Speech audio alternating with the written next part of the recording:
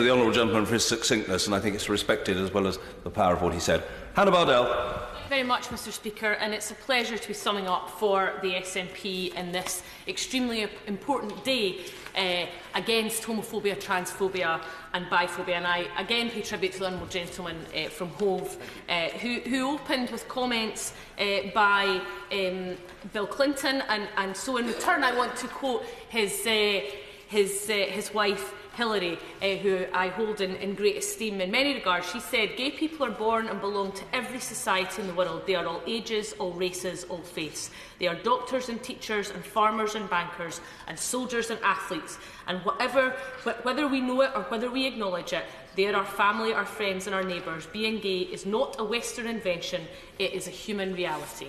And I think that sums up, Mr Speaker, and I want to pay tribute to you, what you have done in this place, your staff, and it's great to see the range of rainbows and colours across the chamber in the House today. I'm working my way through the rainbow in my hair colour, so today is a blue day, not in any way reflecting how I'm feeling.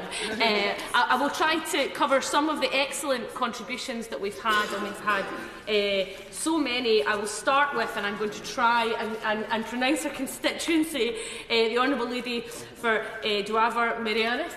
And I do apologise if I've not done that well. She made some excellent comments, particularly she spoke about the attacks of LGBT people abroad. I was actually in Malawi recently and I met a number of trans activists, and I have to say that their stories were heartbreaking of being attacked in their workplace. Lawrence, who I met and was told by the police to go home and dress the right gender to come back, and that simply trans people are not recognised. Now, Malawi has come a long way. It is an incredible country which countries across the UK have great ties with, but they still have a long way to go. And when people ask, do we still need awareness days? Do we still need campaign days? I think just the comments across the chamber today remind us of why we absolutely do. And Stonewall published this year a report that said trans students experience harassment and discrimination at university. More than a third of trans university students, 36%, have experienced negative comments or conduct from staff in the last year. I find that utterly astonishing and something that we must challenge and change across the UK. And as the member for Edinburgh South West said, 45% of trans teenagers have attempted suicide. That's utterly staggering. And it is, I suppose, ironic and fitting in some ways that this week is also Mental Health Awareness Week, because we know that so many people from the LGBT community suffer from mental health issues. Mr Speaker, in 2014, when the Scottish Government brought forward equal marriage in Scotland, it was a landmark moment.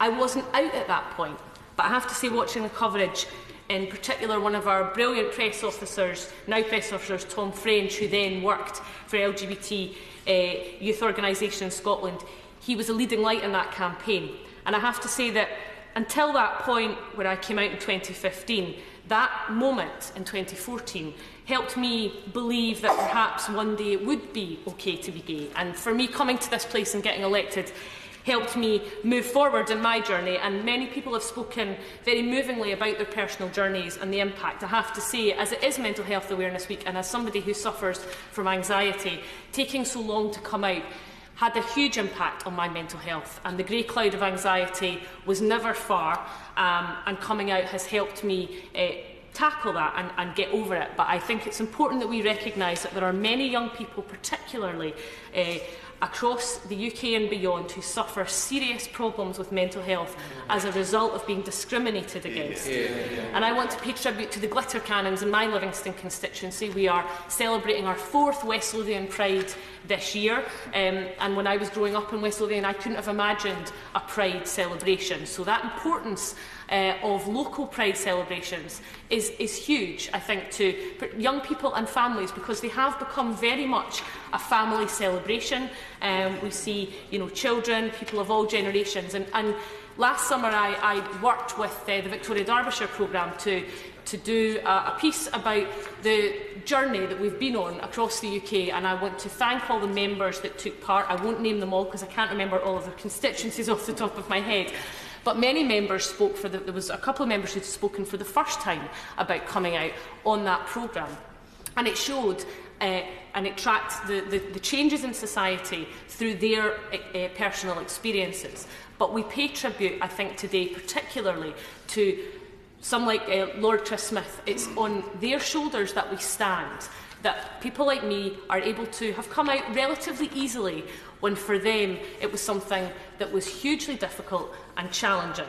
And we also must remember, and I think this has been said by other members, that when we change legislation, we do not necessarily change culture. And it is going to take a major and concerted effort to roll back the discriminatory culture and atmosphere that legislation like Section 28 and 28 in England created. And in Scotland, we have been working closely. My honourable friend from Cumbernauld mentioned the Tie campaign, and I want to pay tribute to their excellent work, because our Deputy First Minister John Swinney is doing a huge amount to wipe away, and I know that this government and the Minister on the front bench is as well, of that legislation brought forward in 1988, which banned the supposed promotion of homosexuality and teaching in any maintained school of the acceptability of homosexuality as a pretended family relationship.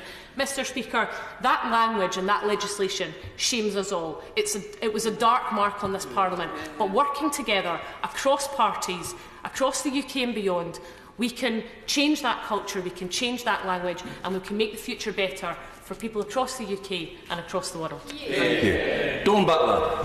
Thank you, Mr Speaker. It's not often that you can stand to your feet and say that you agree with absolutely everything that's been said on all sides of the House, but